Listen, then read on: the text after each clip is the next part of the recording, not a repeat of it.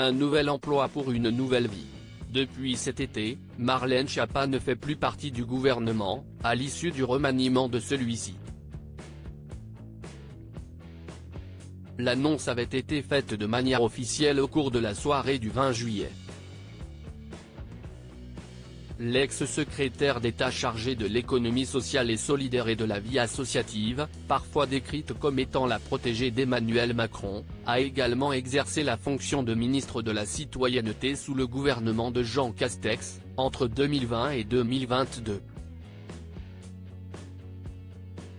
Depuis, cette heureuse maman de 2 filles, née en 2006 et 2012 d'une ancienne union, mène une vie loin des feux de la rampe. Dans le privé. Ce dimanche 12 novembre, le JDD nous apprend qu'elle a rejoint l'agence Tilde, un cabinet de conseil en communication dirigé par Mathias Leridon. C'est une structure à taille humaine, et, qui a une parfaite maîtrise du monde politique, a-t-elle assuré dans les colonnes de l'hebdomadaire. Ensuite, elle a indiqué avoir retrouvé, au sein de cette entreprise, Jean-Marie Bockel, qui avait été secrétaire d'État à la Défense sous le gouvernement de Nicolas Sarkozy. Marlène Schiappa, Nicolas Sarkozy. Ces politiques qui ont renoué avec leur ex. Marlène Schiappa, où a-t-elle connu son compagnon ?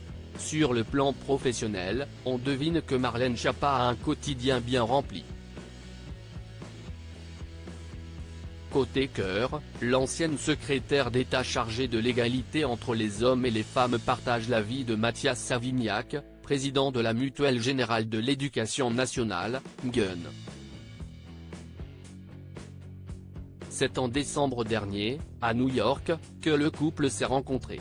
La mère de famille était présente pour défendre un projet à l'ONU. Plus tard, au mois de mars, elle s'était confiée au sujet de leur relation dans les colonnes de Paris Match. C'était l'évidence, c'était immédiat, avait-elle révélé au magazine. Notre histoire est banale, des millions de gens vivent ça. Après avoir officialisé cette idylle, elle avait reconnu que cela pouvait sembler précipité, certains vont juger que c'est trop rapide, tant pis. Et de conclure, pour faire les choses proprement, on n'a pas d'autre choix que de les faire vite.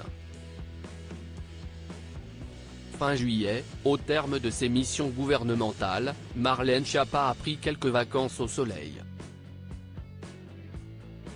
En Corse, elle a profité des journées ensoleillées sur l'île de Beauté pour partager des moments de détente avec son conjoint. Sur son compte Instagram, elle avait dévoilé, dans une publication à retrouver par ici, des clichés de leur séjour. Séance de lecture sur un transat, promenade en bord de mer, gastronomie. Des fragments de vie qui prouvaient à ses abonnés qu'elle était en train de se créer de beaux souvenirs.